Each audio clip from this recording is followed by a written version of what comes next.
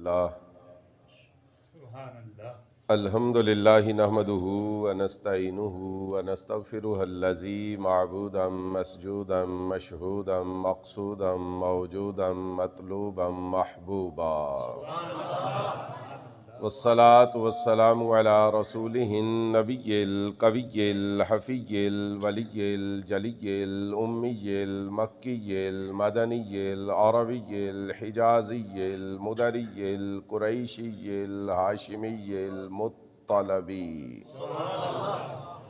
وعلى آلہ وصحابہ واتباعہ وازواجہ واولادہ واحبابہ واعوانہ وانصارہ واہل بیتہ الطیبین الطاہرین المطہرین الاکملین الاجملین اما بعد فاعوذ باللہ من الشیطان الرجیم بسم اللہ الرحمن الرحیم قال اللہ تبارک و تعالی فی کلامہ المجید ما ودعک ربک وما قلا صدق اللہ العظیم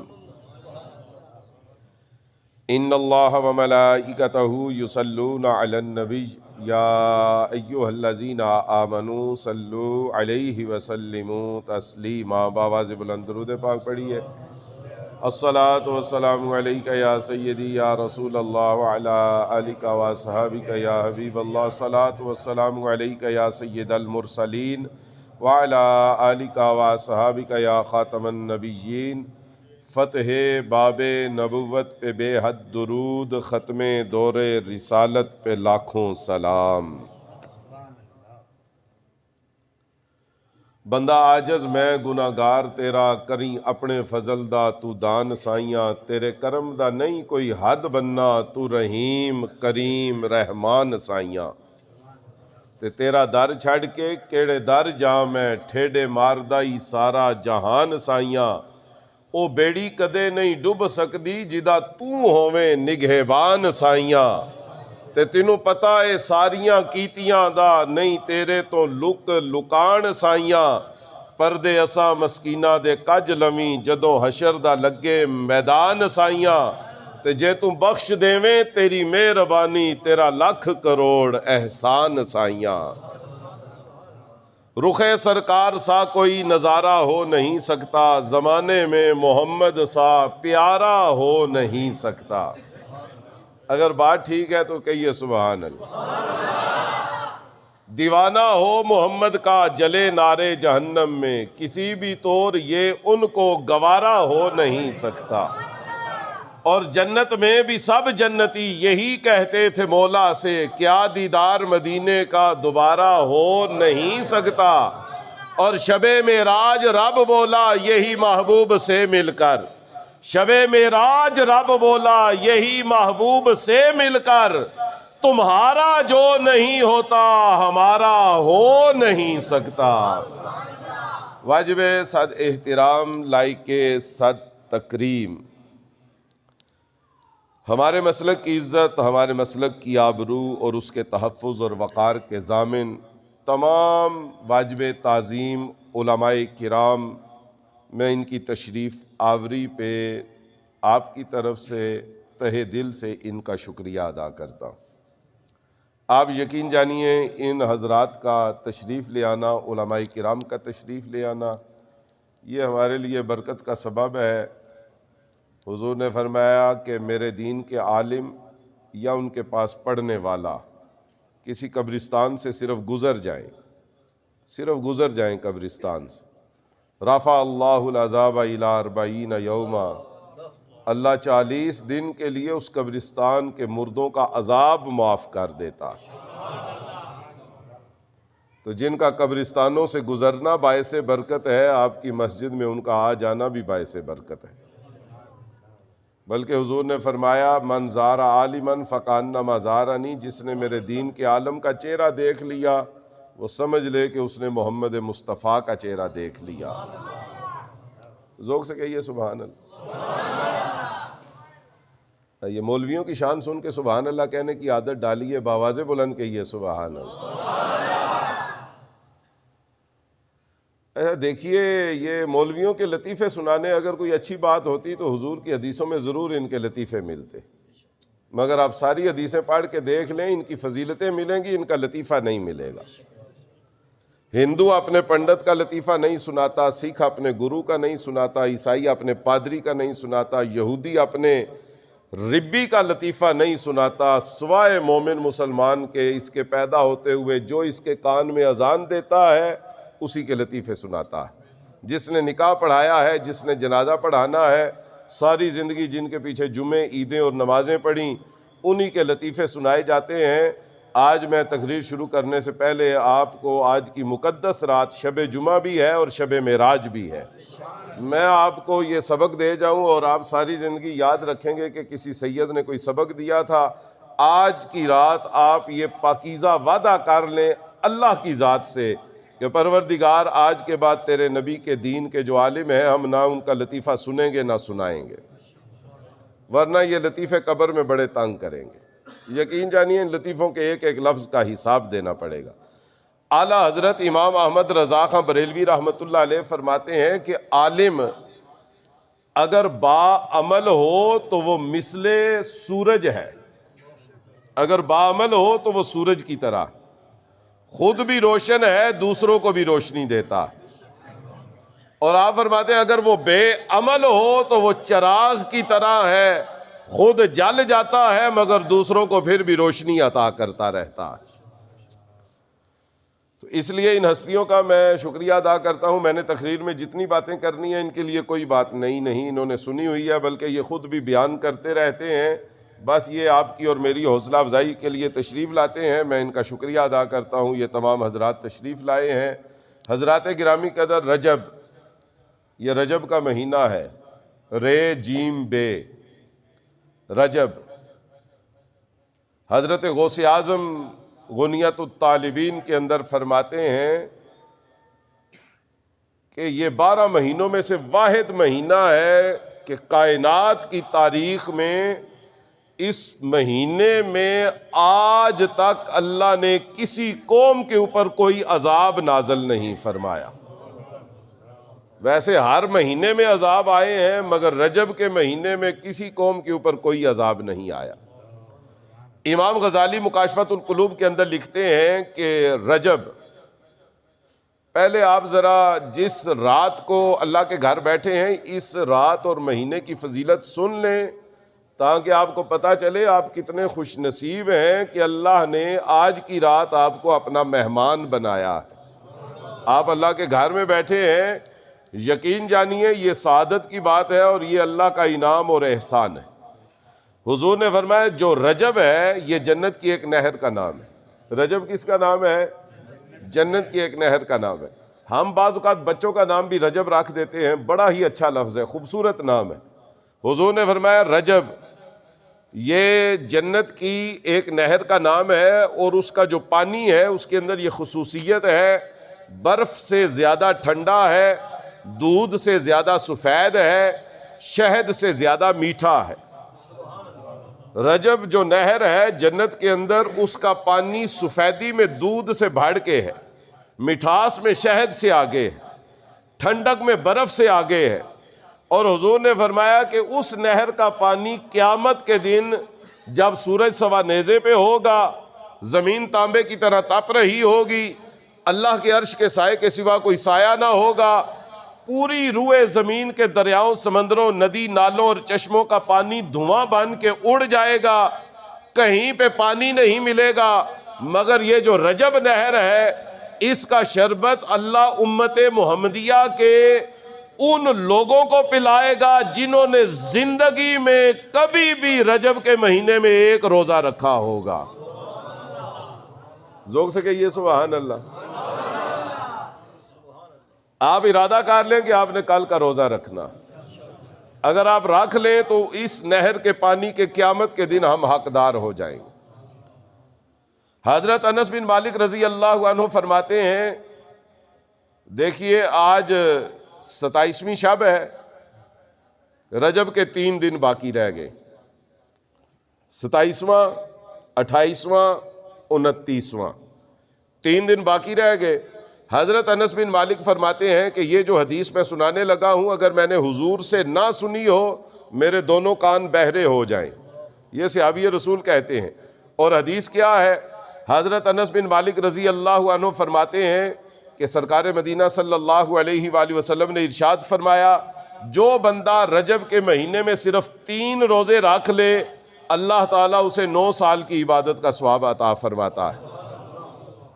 رجب کے روزے اگر ہم رکھ لیں تو 9 سال کے روزوں کا ثواب اللہ تعالیٰ ہمیں عطا فرمائے گا اور 9 سال کی عبادت کا بھی ثواب عطا فرمائے گا. غنیۃ الطالبین کے اندر روایت ہے اور راوی 3 ہیں، حضرت سلیمان فارسی، حضرت ابو سلمہ اور حضرت ابو ہریرہ. یہ تینوں راوی یہ بیان کرتے ہیں کہ حضور نے فرمایا میرا جو امتی آج کی رات عبادت کرے اور اگلے دن روزہ رکھ لے. سمجھ گئے ہیں نا آپ؟ 27ویں شب کو عبادت کرے اور 27 رجب کا روزہ رکھ لے. حضور نے فرمایا جو آج کی رات عبادت کرے اور اگلے دن کا روزہ رکھ لے اللہ تعالیٰ میرے اس امتی کو 100 سال کے روزوں اور عبادت کا ثواب عطا فرما دے. آج کی رات بڑی مبارک ہے اس لیے کہ شب معراج بھی ہے اور شب جمعہ بھی ہے.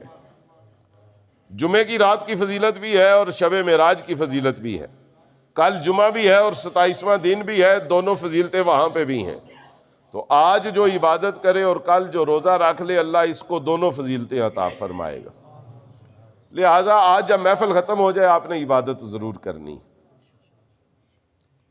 اگر پوری رات کریں وہ تو نور علی نور ہے، لیکن آپ اگر اتنی عبادت بھی کریں کہ تھکاوٹ نہ ہو، بس عبادت کرتے رہیں، اپنی قضا نمازیں ہی پڑھتے رہیں، درود و سلام پڑھتے رہیں، ذکر و اذکار کرتے رہیں، جب تک تھکاوٹ نہیں ہوتی، اکتاہٹ نہیں ہوتی، جب تک آسانی سے ہو سکتا ہے عبادت کرتے رہیں. اس کے بعد سو جائیں، صبح روزہ رکھیں، فجر کی نماز آ کے باجماعت اپنے امام صاحب کے پیچھے پڑھ لیں، اللہ تعالیٰ آپ کو پوری رات کی عبادت کا ثواب عطا فرمائے گا. فجر کی نماز نہیں چھوڑنی، اگر نماز چھوٹ جائے پوری رات کی عبادت جو ہے وہ ضائع ہو جاتی ہے. اس لیے نماز کی پابندی کرنی ہے. آئیے عزیزان گرامی قدر اب حضور کے اس عظیم الشان معجزے کا ذکر کرتے ہیں جسے معجزہ معراج کہا جاتا ہے. معجزہ معراج یہ ہمارے آقا کا وہ معجزہ ہے جس کا پہلی سٹیج، اس معجزے کی پہلی سٹیج حضور نے سفر کیا، سیر کی مسجد حرام سے مسجد اقصیٰ تک. پہلا مرحلہ، توجہ ہے نا، پہلا مرحلہ خانہ کعبہ سے مسجد اقصیٰ تک، یعنی کہ مکہ سے فلسطین تک، یہ پہلا مرحلہ براق کے اوپر. مسجد اقصیٰ سے پہلے آسمان تک دوسرا مرحلہ سیڑھی کے ذریعے، اور سیڑھی ایسی تھی جو خود بخود بلند ہوتی تھی، حضور کو قدم نہیں رکھنے پڑتے تھے. تیسرا مرحلہ پہلے آسمان سے لے کے 7ویں آسمان تک فرشتوں کے پروں کے اوپر. چوتھا مرحلہ 7ویں آسمان سے لے کے فرشتوں کے کعبے بیت المعمور تک. پانچواں مرحلہ بیت المعمور سے سدرۃ المنتہا تک.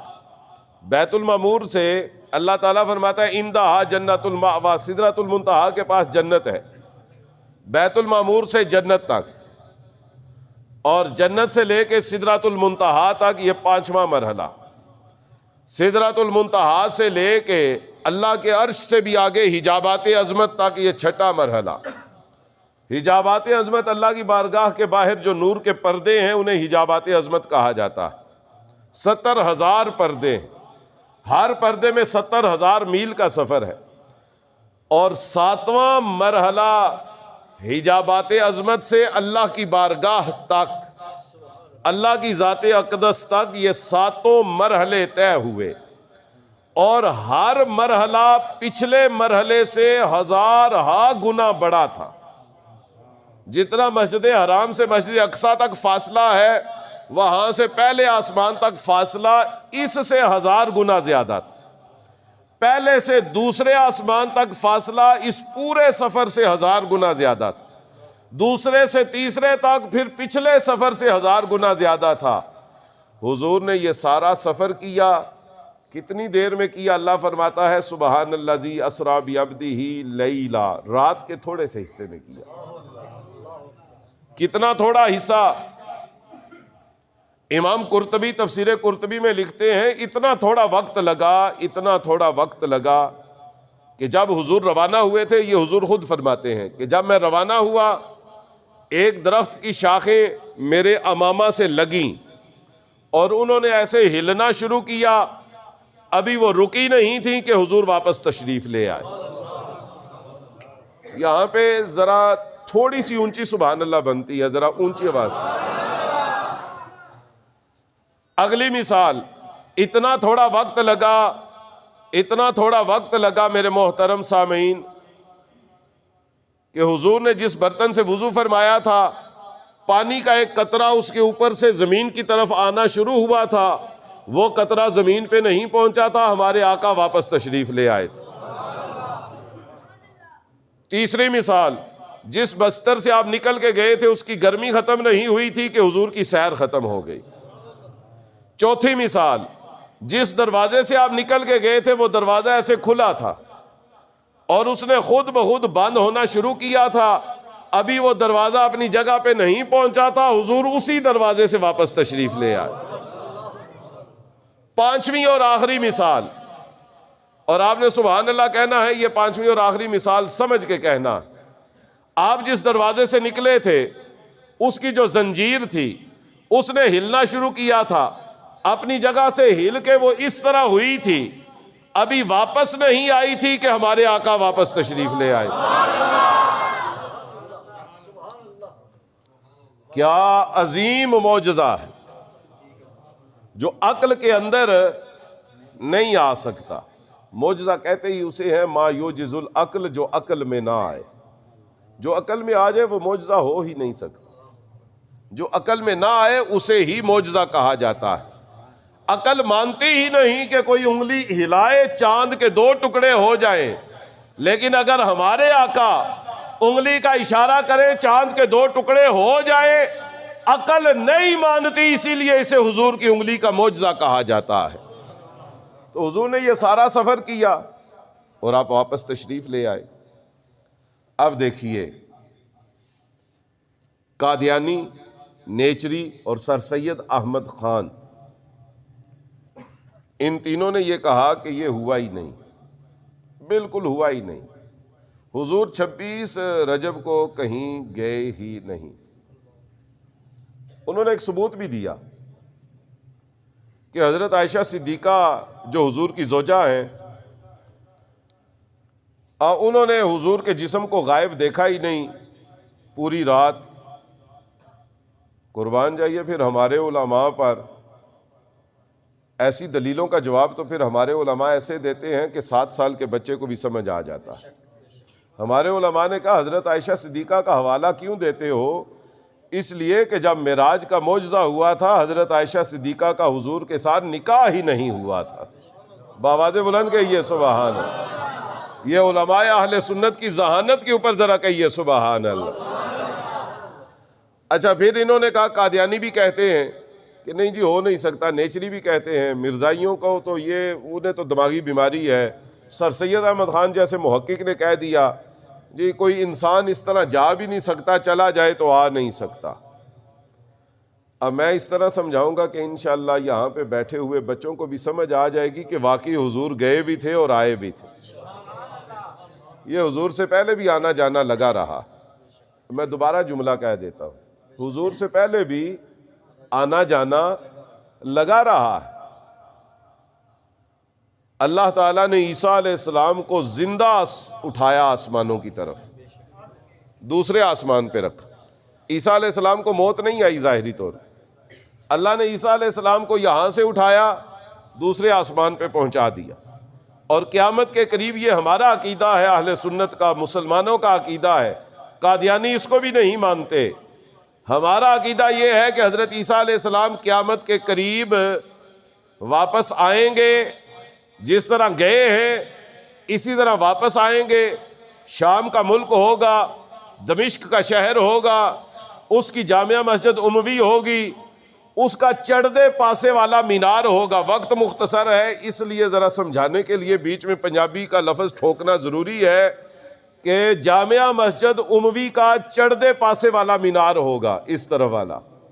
حضرت عیسیٰ علیہ السلام اس پہ اتریں گے، حضرت امام مہدی مصلی پہ کھڑے ہوں گے، اقامت پڑھی جا چکی ہوگی، صفیں سیدھی ہوں گی، عیسیٰ علیہ السلام اتریں گے اور بغیر سیڑھیوں کے ہوا میں قدم رکھتے ہوئے آئیں گے دوسرے آسمان سے مینار پہ، مینار سے بغیر سیڑھیوں کے ذریعے زمین پہ آئیں گے، پہلی صف میں امام مہدی کے پیچھے آ کے کھڑے ہو جائیں گے۔ امام مہدی کو لوگ بتائیں گے کہ عیسیٰ علیہ السلام آ گئے۔ حضرت امام مہدی ایسے پیچھے مڑ کے دیکھیں گے، وہ کہیں گے کہ آپ عیسیٰ ہیں، آپ مسیح ہیں، آپ روح اللہ ہیں، صاحب کتاب ہیں، صاحب شریعت ہیں، صاحب وحی ہیں، نبی ہیں، رسول ہیں، پیغمبر ہیں، آپ آگے مصلی پہ آئیں، آپ ہمیں نماز پڑھائیں۔ عیسیٰ علیہ السلام فرمائیں گے اے امام مہدی آپ بھی سن لیں اور یہ ساری امت بھی سن لے، اب میں نبی اور رسول بن کے نہیں آیا بلکہ محمد مصطفیٰ کا امتی بن کے ان کی اولاد کے پیچھے نماز پڑھنے آیا ہوں۔ نعرہ تکبیر، نعرہ رسالت، نعرہ رسالت، نعرہ حیدری، تاجدار ختم نبوت، زندہ باد، تاجدار ختم نبوت، زندہ باد، زندہ تاجدار ختم نبوت، زندہ باد، قربان جائیے۔ اچھا، یہ جو بات آپ کو میں نے بتائی ہے نا، حضور جب یہ بیان کرتے تھے تو حضور بڑے لطف اندوز ہوتے تھے، لطف اندوز ہوتے تھے۔ میں آپ کو آج کی زبان میں بتا دوں، سرکار انجوائے فرماتے تھے یہ بیان کرتے ہوئے۔ کیا بیان کرتے ہوئے؟ حضور فرماتے تھے وَكَيْفَ، یہ حدیث کے الفاظ ہیں، وَكَيْفَ، اور حدیث وہ جو سیاہ ستہ کی ہر کتاب میں موجود۔ حضور فرماتے تھے وَكَيْفَ اذا نزل عیسی ابن مریم وامامکم منکم، حضور فرماتے تھے کتنا مزہ آئے گا، کیا کیفیت ہوگی، کیا سما ہوگا، کیا منظر ہوگا جب عیسیٰ علیہ السلام تمہارے درمیان آئیں گے اور تمہارے امام کے پیچھے نمازیں ادا کر رہے ہوں گے۔ بآواز بلند کہیے سبحان اللہ۔ عیسیٰ علیہ السلام گئے اور پھر آئیں گے، ایمان ہے نا۔ اللہ نے ادریس علیہ السلام کو عیسیٰ علیہ السلام سے بھی اوپر پہنچایا۔ حفاظ کرام بیٹھے ہیں، آپ ان سے پوچھ لیں، اللہ فرماتا ہے وَرَفَعْنَاهُ مَكَانًا عَلِيًّا، ادریس علیہ السلام کو بھی زمین کے اوپر ظاہری موت نہیں آئی۔ اللہ فرماتا ہے میں نے ان کو زمین سے اٹھایا، چوتھے آسمان پہ پہنچا دیا۔ ادریس علیہ السلام گئے یا نہیں گئے؟ اچھا، میں ذرا اور آسان کر دیتا ہوں۔ اللہ نے آدم علیہ السلام اور حضرت حوا علیہ السلام کو پیدا کیا، اور جب پیدا کیا تو اللہ نے ان سے کیا کہا؟ یا آدم اسکن انت وزوجک الجنہ۔ اللہ نے پہلے اپنی بارگاہ میں بلایا، ان کا امتحان لیا، جب وہ کامیاب ہو گئے اللہ نے فرمایا انعام یہ ہے، جاؤ جنت میں رہو، کھاؤ پیو، جنت کی نعمتوں سے استفادہ کرو۔ ولا تقربا هذه الشجرہ، اللہ نے فرمایا بس یہ ایک درخت ہے، اس کا پھل نہیں کھانا۔ پھر ہمارے مائی بابے نے وہ پھل کھایا، اللہ نے جبرائیل کو بھیجا جنت میں جاؤ، جس نے پھل کھایا ہے ان کو بھی لے آؤ، اور جس کے کہنے پہ کھایا ہے اسے بھی لے آؤ۔ کس کس نے کھایا تھا؟ آدم اور حوا نے کھایا تھا۔ کس کے کہنے پہ کھایا تھا؟ آئی بولیے، شیطان کے کہنے پہ۔ ماشاءاللہ آپ کا علم ٹھیک ہے، ابلیس کے کہنے پہ کھایا تھا، شیطان کے کہنے پہ، ٹھیک ہے۔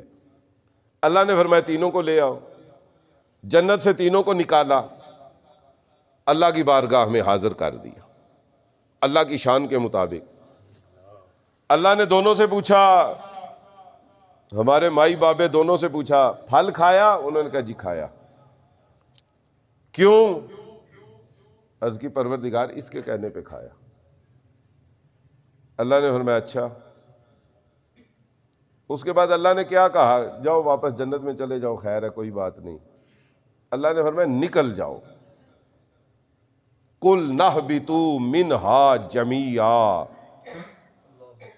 اللہ نے فرمایا جس کے کہنے پہ کھایا یہ بھی نکل جائے، اور جنہوں نے کھایا ہے تم دونوں بھی نکل جاؤ۔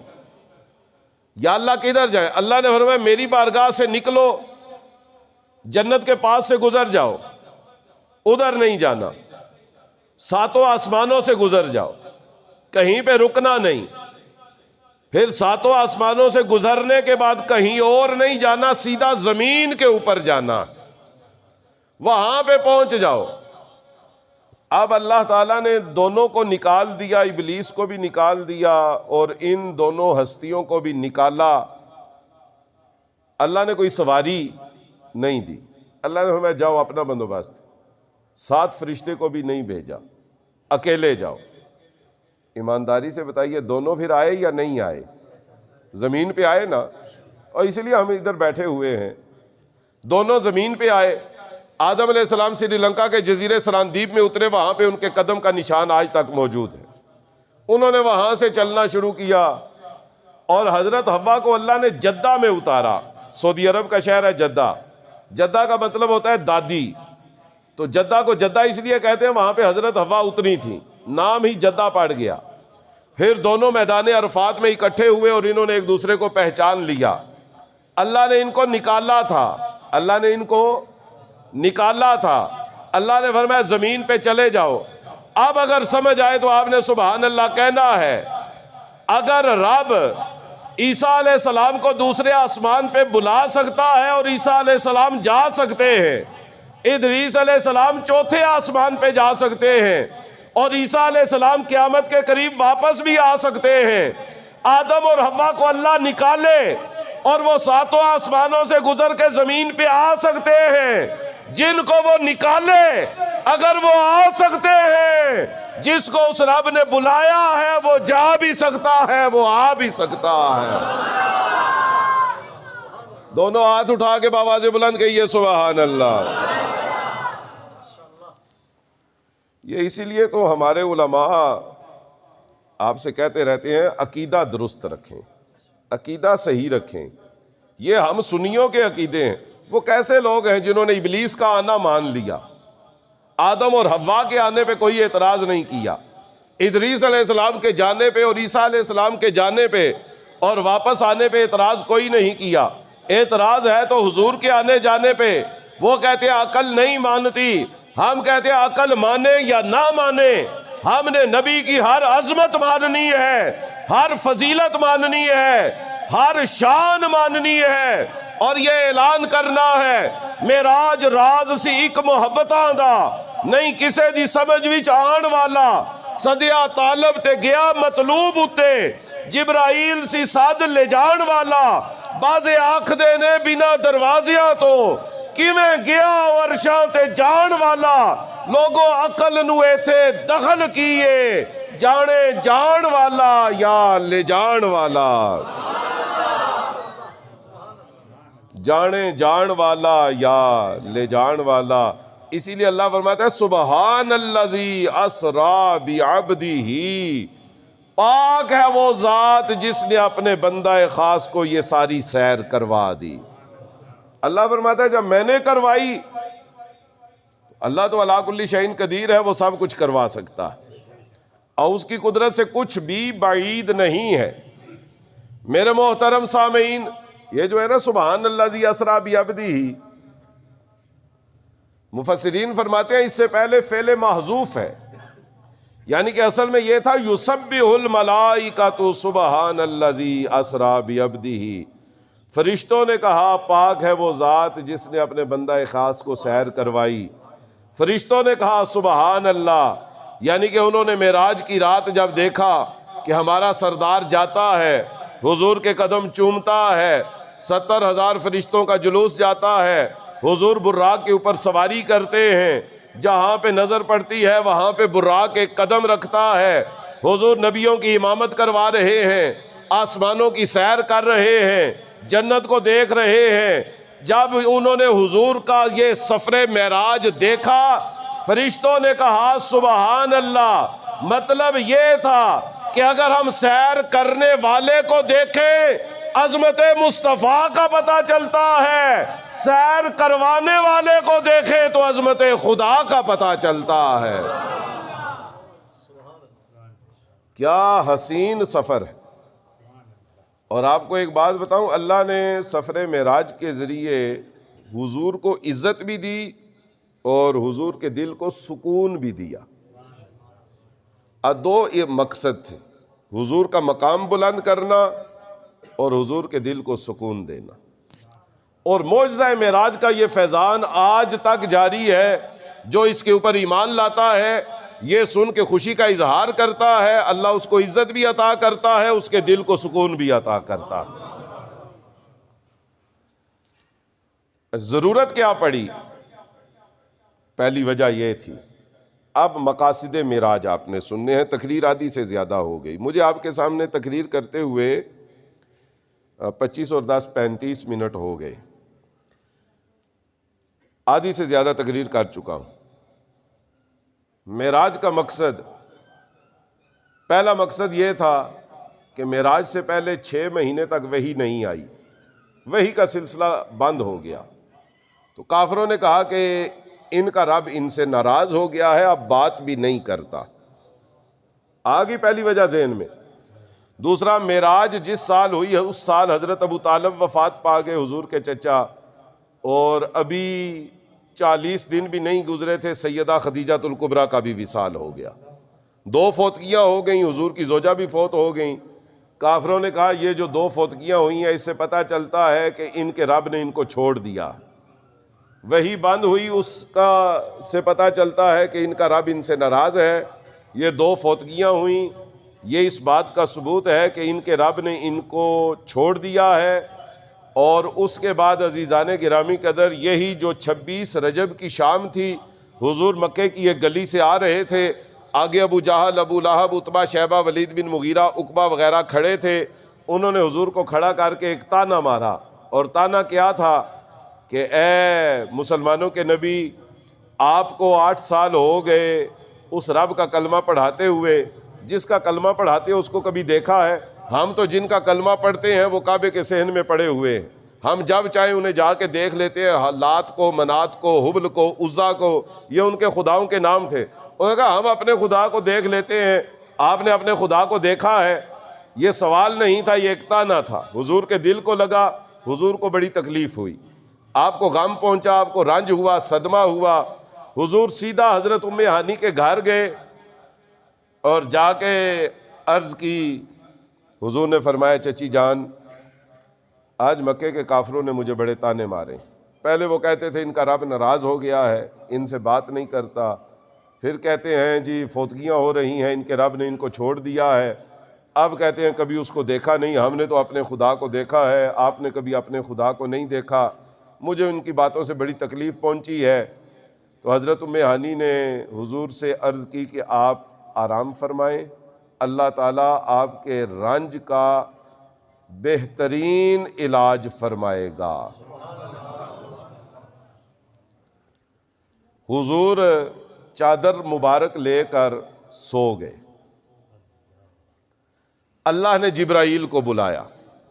اب تقریر کے آخری لمحات ہیں، آپ نے توجہ کرنی ہے، پورا واقعہ معراج کا نچوڑ آپ کو سنانے والا۔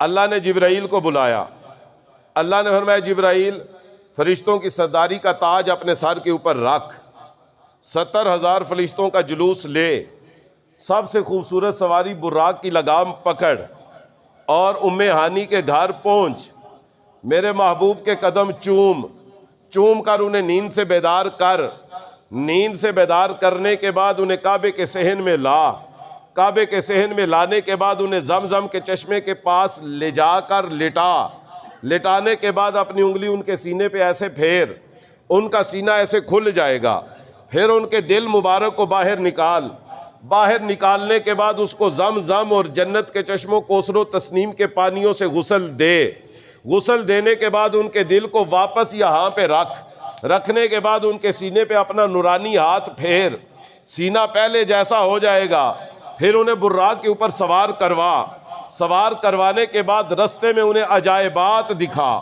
مکاشفات دکھا، مختلف عملوں کی سزائیں بھی دکھا، جزائیں بھی دکھا، موسیٰ علیہ السلام کی قبر بھی دکھا، عیسیٰ علیہ السلام کی پیدا ہونے کی جگہ بھی دکھا، پھر انہیں مسجد اقصیٰ میں پہنچا اور وہاں پہ 1.25 لاکھ نبیوں کی صفیں بنوا، پھر میرے محبوب کو مصلی امامت پہ کھڑا کر اور انہیں 1,24,000 نبیوں کا امام بنا، اور جب وہ سب کو نماز پڑھا چکے پھر پہلے آسمان پہ پہنچا، وہاں پہ مختلف نبیوں سے ملاقاتیں کروا، 7 آسمانوں کی سیر کروا، پھر فرشتوں کا کعبہ بیت المعمور دکھا، اس کے بعد ان کو جنت کی سیر کروا، جنت کی سیر کروانے کے بعد سدرۃ المنتہا تک پہنچا، وہاں پہنچانے کے بعد خوب واپس لوٹ جا، پھر حضور سدرۃ المنتہا پہ پہنچے، اللہ کے عرش سے بھی آگے گزر گئے، حجابات عظمت سے گزرے، اللہ کی بارگاہ میں پہنچے، اللہ نے 1 دفعہ نہیں 9 دفعہ حضور کو اپنا دیدار کروایا، اور اپنا دیدار کروا کے حضور سے کلام بھی کیا۔ حضور نے فرمایا، اللہ نے فرمایا محبوب یہ مکے کے کافر کہتے ہیں میں نے تجھے چھوڑ دیا ہے، میں ناراض ہو گیا ہوں، 6 مہینے سے میں نے بات نہیں کی، یہ بات نہ کرنے کا طعنہ دیتے ہیں، میں تجھے 9 مرتبہ اپنے دیدار کا شرف عطا فرما دیتا ہوں۔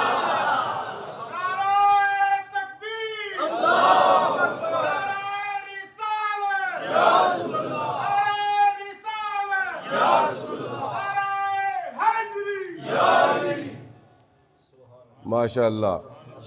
اب میں آپ کو یہ نعرہ مارنے پہ مبارکباد پیش کرتا ہوں، کہیے نا خیر مبارک۔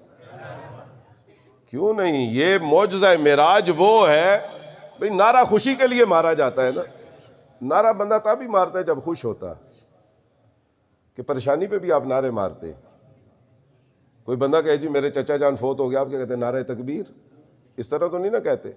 نعرہ غم کے موقع پہ نہیں مارا جاتا، جب بھی کوئی بندہ نعرہ مارتا ہے اس کا مطلب یہ ہوتا ہے کہ یہ بات سن کے میرا دل خوش ہوا۔ اور معجزہ معراج وہ معجزہ ہے جو اس پہ خوش ہوتا ہے، اللہ اس کے دل کو سکون بھی عطا کرتا ہے، دنیا میں اسے عزتیں بھی عطا فرماتا ہے۔ اللہ سے دعا ہے جنہوں نے نعرہ مارا ہے، جنہوں نے جواب دیا ہے، اللہ اپنا وعدہ پورا فرما دے۔ 1 مرتبہ نہیں 9 مرتبہ دیدار کروایا۔ اللہ نے فرمایا یہ کہتے ہیں میں نے تجھے چھوڑ دیا، میں ناراض ہو گیا، 6 مہینے سے بات نہیں کی، ما ودعک ربک وما قلی، محبوب نہ میں نے تجھے چھوڑا ہے نہ میں ناراض ہوا ہوں۔ کون کہتا ہے کہ ہم تم میں جدائی ہوگی؟ یہ ہوائی کسی دشمن نے اڑائی ہوگی۔ حضور نے 9 مرتبہ دیدار کیا۔ اللہ نے فرمایا محبوب مجھے دیکھ لیا، عرض کی مولا دیکھ لیا، میرا دیدار کر لیا، پروردگار کر لیا، اور 1 بار نہیں 9 مرتبہ کیا۔ پھر اللہ نے حضور کو اجازت دی اب جا کے مکے کے کافروں کو بتانا ہے کہ میں نے اپنے رب کو دیکھ لیا۔ اور حضور نے اگلے دن کعبے کے صحن میں کعبے کی دیوار کے ساتھ ٹیک لگا کے اعلان کیا، رأیت ربی عز و جل فی احسن صورہ، لوگوں میں نے اپنے رب کو دیکھا ہے، دیکھا ہے، دیکھا ہے، حسین صورت میں دیکھا ہے، حسین طریقے سے دیکھا ہے، اور اس طرح دیکھا ہے من رآنی فقد رأى الحق، آج کے بعد جس نے ذات مصطفیٰ کو دیکھ لیا وہ سمجھ لے کہ اس نے ذات خدا کو دیکھ لیا ہے۔ من رآنی فقد رأى الحق۔ اکبر وارسی نے بتایا اس کا کیا ترجمہ کیا، پھر کہا حق نے جلوہ میرا دیکھ لے۔ اے محبوب اللہ نے فرمایا حضور سے، پھر کہا حق نے جلوہ میرا دیکھ لے، میں تجھے دیکھ لوں تو مجھے دیکھ لے، اور اے میرے محبوب آج کے بعد جو تجھے دیکھ لے وہ مجھے دیکھ لے، دیکھنے کا مزہ آج کی رات ہے۔ عزیزان محترم، پھر حضور نے آ کے اعلان کیا کہ میں نے اپنے رب کو دیکھا ہے اور حسین صورت میں دیکھا، حسین طریقے سے دیکھا۔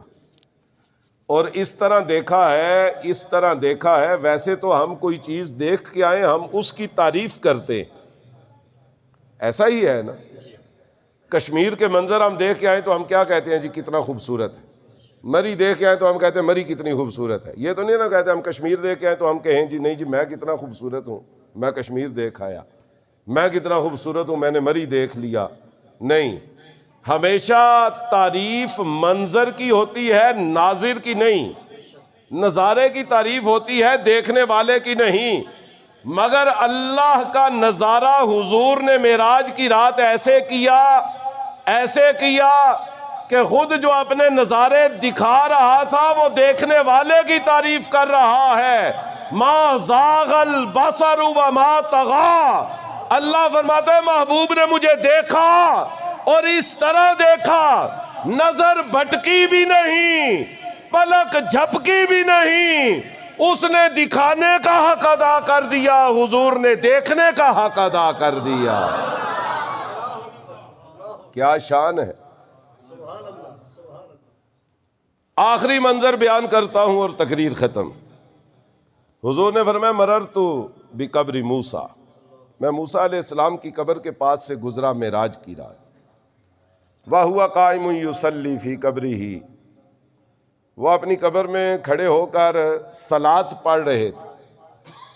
بعض نے کہا جی اس کا مطلب یہ موسیٰ علیہ السلام نماز پڑھ رہے تھے. یہ تو ہو نہیں سکتا کہ حضور قبر پہ آئیں اور موسیٰ علیہ السلام نماز پڑھتے. ایسا ہی ہے بھئی، میرے جیسا عاجز اور ناقص آیا تو نعت پڑھنے والوں نے نعت چھوڑ کے میرا استقبال کیا. ایسا ہی ہے. عثمان رضوی صاحب بیٹھ، انہوں نے نقابت چھوڑ کے میرا استقبال کیا. میرے جیسا ناقص آئے تو نعت پڑھنے والا نعت چھوڑ کے میرا استقبال کرے، نقابت کرنے والا نقابت چھوڑ کے میرا استقبال کرے. تو آپ کا کیا خیال ہے؟ حضور موسیٰ علیہ السلام کی قبر پہ گئے ہوں گے تو موسیٰ علیہ السلام نماز پڑھتے ہوں گے؟ نہیں، یہ تو نہیں نہ ہو سکتا. اچھا چلیں ایک اور مثال دیتا ہوں. آپ کے گھر آپ کے پیر صاحب آئیں اور جیسے ہی وہ کمرے میں داخل ہوں آپ کہیں جی میں نیت کرتا ہوں 2 رکعت نماز نفل، اللہ اکبر. تو آداب کے خلاف ہے نا. ٹھیک ہے نماز کا مقام اپنی جگہ پہ ہے، مگر جب پیر صاحب آئے ہیں وہ مہمان ہیں، انہیں پہلے وقت دینا، انہیں ملنا ہے، ان کا استقبال کرنا. یہ عام پیروں اور خطیبوں کے استقبال کے یہ آداب ہیں. ذرا سوچئے امام الانبیاء کے استقبال کے کیا آداب ہوں گے. اسی لیے عاشقوں نے اس کا ترجمہ نماز نہیں کیا، عاشقوں نے اس کا ترجمہ یہ کیا ہے کہ حضور فرماتے ہیں میں موسیٰ علیہ السلام کی قبر پہ گیا، وہ کھڑے ہو کے میرے اوپر صلاۃ و سلام پڑھنا شروع ہو گئے. اس سے پتہ چلا نبیوں کا جو جسم ہے وہ قبروں کے اندر سلامت رہتے ہیں. حضور نے فرمایا ان اللہ تعالی حرم علی الارض ان تاکل اجساد الانبیاء فنبی اللہ حی یرزق. سرکار نے فرمایا اس زمین کو اللہ نے طاقت دی ہے، اجازت دی ہے، یہ ہر چیز کو گال ساڑ کے اپنے اندر جذب کر لیتی ہے، مگر نبیوں کا جسم اللہ نے زمین پہ منع کر دیا ہے. یہ نبی کے جسم کو لگ بھی نہیں سکتی اس کی مٹی، یہ نبی کے جسم کو گال ساڑ بھی نہیں سکتی، کھا بھی نہیں سکتی. حضور نے فرمایا نبی کا جسم جو ہے وہ قبر میں سلامت رہتا ہے. صرف جسم سلامت نہیں رہتا بلکہ نبی زندہ رہتا ہے. صرف زندہ نہیں رہتا، حضور نے فرمایا نبی اپنی قبر میں نمازیں بھی پڑھتا ہے. اور حضور نے فرمایا صرف نمازیں بھی نہیں پڑھتا، یرزقون، جس طرح دنیا میں رزق دیا جاتا ہے اسی طرح نبیوں کو قبر کے اندر بھی رزق عطا کیا جاتا ہے. بلکہ یہ تو نبی کا جسم ایک طرف. میں آپ کو غازی علم دین شہید کے جسم کی بات سناتا ہوں. انگریزوں نے رات کے اندھیرے میں چوری چھپے پھانسی دی. پتہ چلا لٹیرے اور دھوکے بازوں کا جو کام ہے وہ رات کے اندھیرے میں پھانسیاں دینا. انگریزوں نے رات کے اندھیرے میں غازی علم دین شہید کو پھانسی دی اور چپکے سے ان کا جسم میاں والی جیل کے احاطے میں کھڈا کھود کے ادھر دبا دیا. 2 مہینے اور 8 دن گزر گئے. پنجابی کے اندر ان کو کہتے ہیں 68 دن گزر گئے. علامہ اقبال وہاں سے گئے انگلینڈ اس زمانے میں اور انگریزوں کے حکمرانوں سے ملے اور ان کو کہا کہ بہتر یہ ہے کہ آپ غازی صاحب کا جسم ہمارے حوالے کر دیں تاکہ ہم غسل دیں، کفن دیں، جنازہ پڑھیں اور دفن کریں. اور اگر آپ نے ہمارے حوالے نہ کیا تو حضور کے عاشق پنجاب سے اٹھیں گے اور پوری میاں والی جیل جو ہے اس کی اینٹیں بھی اکھاڑ کے لے جائیں گے۔ انگریزوں نے پھر اجازت دی۔ 2 مہینے 8 دن کے بعد غازی علم الدین شہید کا جسم جو ہے وہ میاں والی جیل کے احاطے میں وہ جو کھڈا تھا جہاں پہ دفن کیا گیا تھا دوبارہ کھودا گیا، آپ کا جسم باہر نکالا گیا۔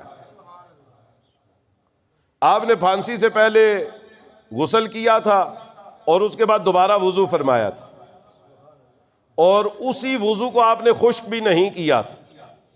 اسی وضو کے ساتھ اس کے جو قطرے ہیں وہ آپ کے ماتھے پہ چہرے کے اوپر داڑھی مبارک میں اٹکے ہوئے تھے، اسی طرح آپ کو پھانسی دیا گیا۔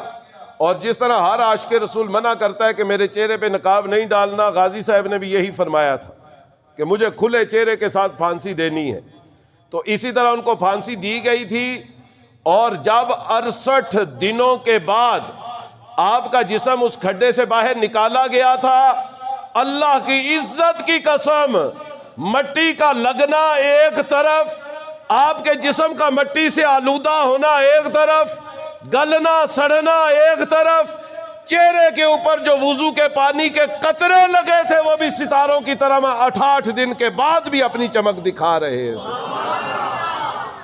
اسے معلوم ہوا نبیوں کا جسم ایک طرف، زمین میلی نہیں ہوتی، زمن میلا نہیں ہوتا، محمد کے غلاموں کا کفن میلا نہیں ہوتا۔